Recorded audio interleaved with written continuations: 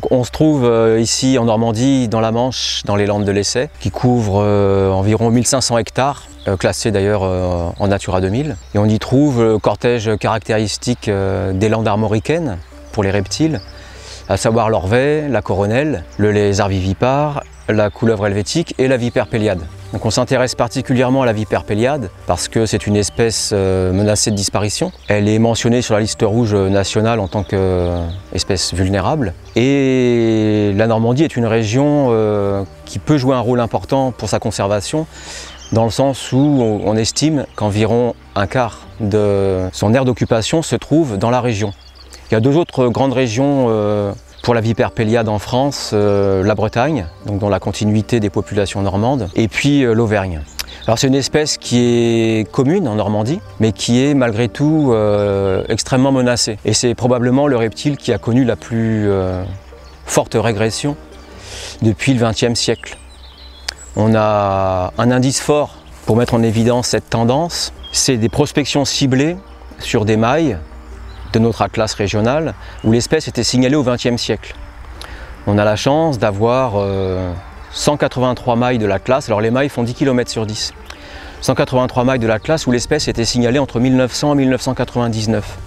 Ces 20 dernières années, on a recherché l'espèce dans l'ensemble des mailles historiques, et on l'a retrouvée que dans 108 mailles. Donc autrement dit, on constate une régression de 41%. Donc c'est vraiment une tendance lourde de déclin et amorcée probablement au milieu du XXe siècle. C'est une espèce qui était même considérée comme très commune dans certains secteurs de Normandie au début du XXe. Pour l'anecdote, on a un naturaliste de Haute-Normandie qui, en 1884, a publié un article sur les écailles au niveau des têtes des vipères. Il a voulu comparer les variations et pour ce faire, il a travaillé sur 147 cadavres. Donc il a fait tuer 147 vipères pour pouvoir étudier les différentes formes d'écaillures au niveau de la tête. On a du mal à imaginer maintenant sur la même commune une capture de 100 à 150 vipères, surtout pour ce type d'études.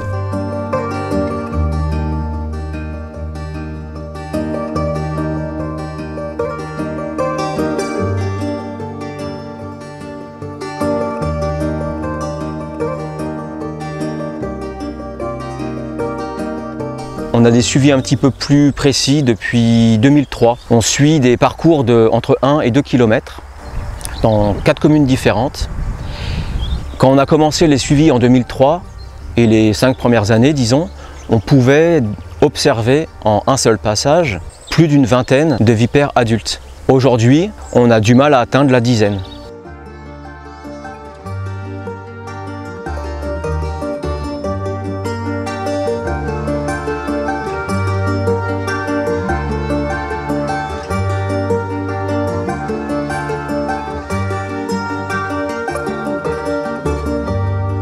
Donc au niveau méthodologique, dans les années 90, on recherchait essentiellement la vipère péliade, et les reptiles en général d'ailleurs, à vue.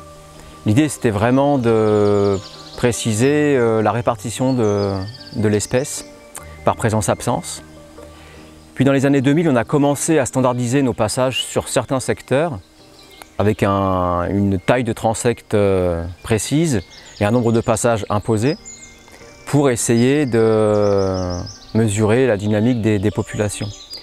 Et depuis 2010 à peu près, on utilise dans certains secteurs les plaques pour nous aider à détecter certaines espèces de reptiles, comme pas mal les couleuvres ou l'orvet chez nous en Normandie, mais également pour nous aider à observer la vipère péliade.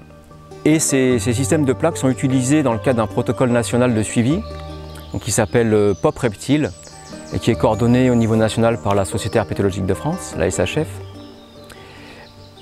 Là, le principe est assez simple, ça rejoint ce qu'on faisait dans les années 2000, c'est-à-dire des suivis en lisière, exposés sud-sud-est le matin, pour faire le comptage des individus. Sauf qu'en plus de ce passage à vue, on intègre des plaques, donc des tôles, ici en l'occurrence, qu'on soulève à chaque passage. Et ça nous permet de suivre de manière standardisée sur les transects délimités.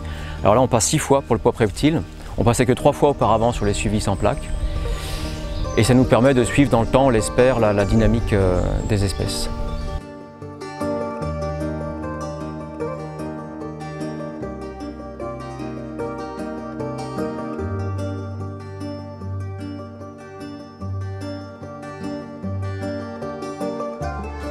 Donc au regard de ce déclin criant, en Normandie, mais aussi à l'échelle de la France et même sur sa frange occidentale de répartition, il semble évident maintenant que cette espèce mérite d'être intégralement protégée au niveau des individus, mais aussi des habitats.